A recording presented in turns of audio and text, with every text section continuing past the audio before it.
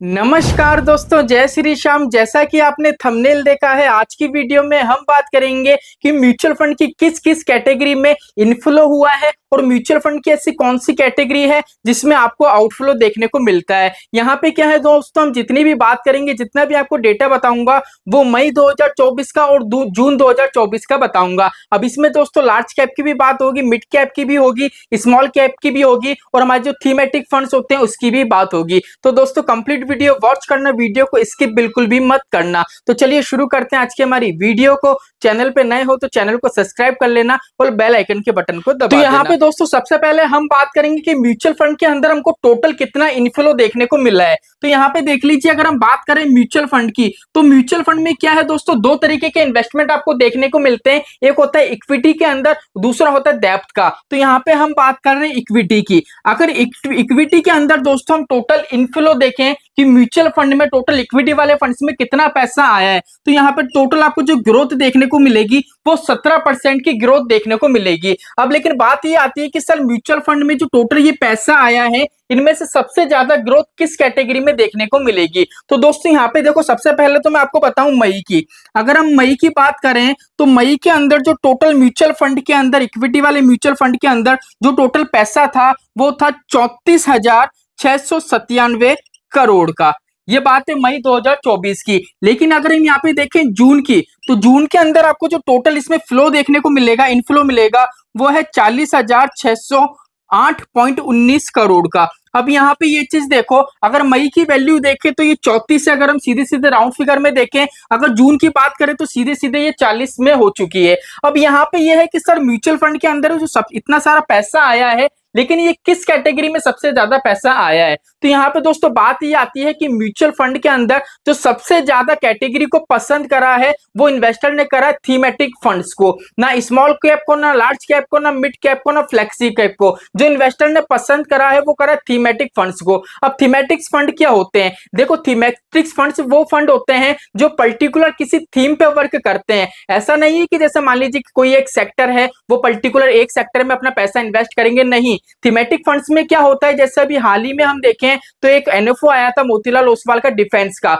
अब उसमें क्या था, डिफेंस क्या हो गया, डिफेंस हो गई एक थीम। मतलब डिफेंस के अंदर जितने भी सेक्टर आएंगे वहां पे इन्वेस्टर का पैसा इन्वेस्ट होगा। इसलिए क्या है दोस्तों, यहाँ पे जो सबसे ज्यादा फर्स्ट नंबर पे अगर आप देखोगे, सबसे ज्यादा लोगों ने पसंद करा है, जो सबसे ज्यादा इनफ्लो देखने को मिला है, वो आपको थीमेटिक्स वाले फंड्स में देखने को मिलेगा। कितना मिलेगा दोस्तों? वो मिलेगा टोटल आपको 22,353 करोड़ का। अब आप ये सोच रहे होंगे, ये जितना भी मैं आपको डेटा बता रहा हूं दोस्तों, ये जून का बता रहा हूं, ठीक है। अब आप यहाँ पे ये चीज देखो कि सेक्टोरल फंड में काफी ज्यादा इन्वेस्टर का पैसा जून के अंदर क्यों आया है। वो इसलिए आया है क्योंकि दोस्तों अभी आपने देखा होगा हाल ही में बहुत सी ऐसी म्यूचुअल फंड की स्कीम्स लॉन्च हुई है। वो सभी की सभी स्कीम में आप देखोगे तो 70 से 80% स्कीम्स ऐसी हैं जो थीमेटिक्स स्कीम की हैं। अब यहाँ पे ये चीज देखो, अगर हम डिफेंस की बात करें मोतीलाल ओसवाल की, वहां पे भी क्या है, लोगों ने भर भर के पैसा इन्वेस्ट करा है, वो भी क्या है, एक थीमेटिक फंड है। इसलिए यहाँ पे देख लीजिए, आपको जो इनफ्लो देखने को मिलेगा वो थीमेटिक्स फंड में इतना देखने को मिलेगा। अगर यहाँ पे सेकंड नंबर की हम बात करें कि म्यूचुअल फंड की कौन सी कैटेगरी आती है सेकंड नंबर पे, तो सेकंड नंबर पे यहाँ पे कैटेगरी आती है फ्लेक्सी कैप। अब फ्लेक्सी कैप को भी काफी ज्यादा इन्वेस्टर ने पसंद करा है। यहाँ पे आपको जो टोटल इनफ्लो देखने को मिलेगा वो मिलेगा 3,058.81 करोड़ का, ठीक है। अब ना तो उसमें आपको लार्ज कैप दिखा, ना मिड कैप दिखा, ना स्मॉल कैप दिखा। यहाँ पे क्या है, फर्स्ट नंबर पे सेक्टोरल। अब सेक्टोरल भी इसलिए है बिकॉज मैंने आपको रीजन बता ही दिया है, लेकिन ये हमेशा नंबर 1 पे नहीं रहेगा। बिकॉज क्या है, अभी रेगुलर बेस पे एनएफओ लॉन्च हुए थे, वो थीमेटिक्स से, इस वजह से यहाँ पे काफी ज्यादा पैसा आया है। और उन्हीं में से एक फंड था हमारा डिफेंस का, इसलिए क्या है, यहाँ पे काफी ग्रोथ आपको देखने को मिलेगी। लेकिन बात आते हैं सर स्मॉल कैप की। अगर हम स्मॉल कैप की बात करें दोस्तों, तो पहले हम बात करते हैं मई की। अगर हम मई का यहाँ पे डेटा उठा के देखें तो मई में ये टोटल जो उसमें पैसा था वो था 2,724.67 करोड़, ठीक है। लेकिन अगर यहाँ पे हम बात करें जून की, तो अगर जून की यहाँ पे बात करते हैं तो टोटल यहाँ पे देख लीजिए कितना आउटफ्लो देखने को मिलेगा, 2,200 63.47 करोड़।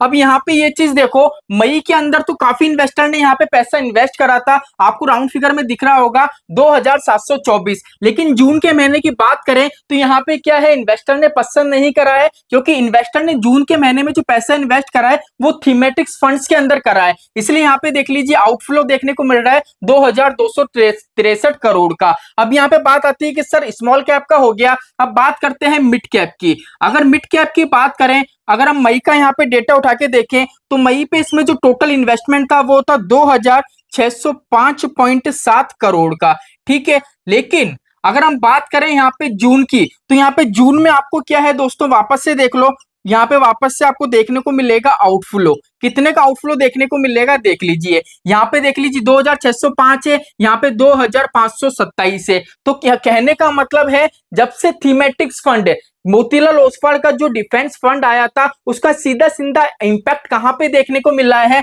सीधा सीधा इंपैक्ट आपको देखने को मिलेगा स्मॉल कैप में और मिड कैप में, क्योंकि इन्वेस्टर ने काफी ज्यादा थीमेटिक्स फंड को पसंद करा है और मोतीलाल ओसवाल का जो डिफेंस फंड था वहां पे भर भर के अपना पैसा लगाया है। अब इन्वेस्टर की क्वेरी थी कि सर जो डिफेंस का फंड था मोतीलाल ओसवाल, हमको वहां पे यूनिट अलॉट नहीं हो रहे हैं, यूनिट अलॉट हो गए तो हमको रिटर्न वहां पे शो नहीं हो पा रहा है। मैंने वीडियो बनाया था कि 9 तारीख को सारी चीजें सही हो जाएंगी, 9 तारीख को फंड ओपन हो जाएगा, वो फंड ओपन भी हो चुका है एंड सभी के जितने भी यूनिट थे वो यूनिट भी अलॉट हो चुके हैं। अगर अभी भी आपको यूनिट अलॉट नहीं हो तो कमेंट में जरूर बताना और फेसबुक के लिंक डिस्क्रिप्शन में मुझे स्क्रीनशॉट जरूर शेयर करना। चलिए चलते हैं लार्ज कैप की तरफ। अगर हम यहाँ पे लार्ज कैप की बात करें तो मई का अगर हम इसका डेटा देखें तो मई का यहाँ पे आपको जो आंकड़ा मिलेगा वो मिलेगा 663.09 करोड़ का, ठीक है। लेकिन अगर हम बात करें यहाँ पे जून की, तो जून में देख लीजिए यहाँ पे क्या होगा, आपको इनफ्लो देखने को मिलेगा 970.49 करोड़ का।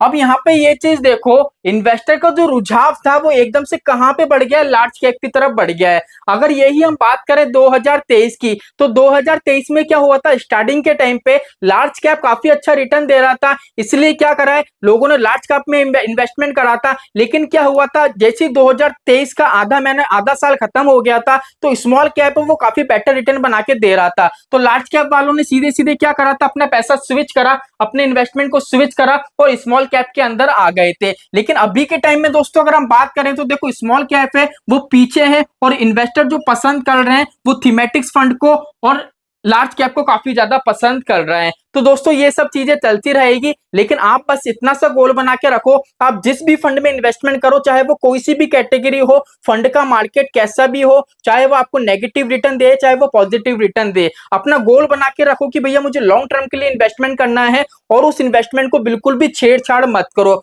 मेरी अगर इन्वेस्टमेंट की बात करूं तो साइड में आपको दिख रहा होगा सारे के सारे फंड है वो स्मॉल कैप कैटेगरी के हैं। अभी भी मैं ऐसा नहीं करूंगा कि स्मॉल कैप का जो मार्केट है वो थोड़ा सही नहीं है, यहाँ पे इन्वेस्टर ने पैसा नहीं लगाया, थीमेटिक्स में पैसा लगाया, लार्ज कैप को पसंद कर रहा है, तो मेरे फंड को स्विच करूंगा नहीं, बिकॉज मेरा विजन है लॉन्ग टर्म का 30 साल का। तो 30 साल तक ऐसे उतार चढ़ाव आते रहेंगे, कभी कौन सी कैटेगरी ऊपर जाएगी, कभी कौन सी कैटेगरी नीचे आएगी, इसका मुझे कोई फर्क नहीं पड़ेगा, बिकॉज मेरे म्यूचुअल फंड के पोर्टफोलियो में जितने भी मेरे फंड है वो लॉन्ग टर्म में मुझे पॉजिटिव वैल्यू क्रिएट करके देंगे। इसीलिए दोस्तों सिस्टमैटिक तरीके से आप अपना इन्वेस्टमेंट करो। तो चलिए आज के लिए इतना ही, मिलते हैं हमारी नेक्स्ट वीडियो में। जय श्री श्याम दोस्तों, जय श्री राधे।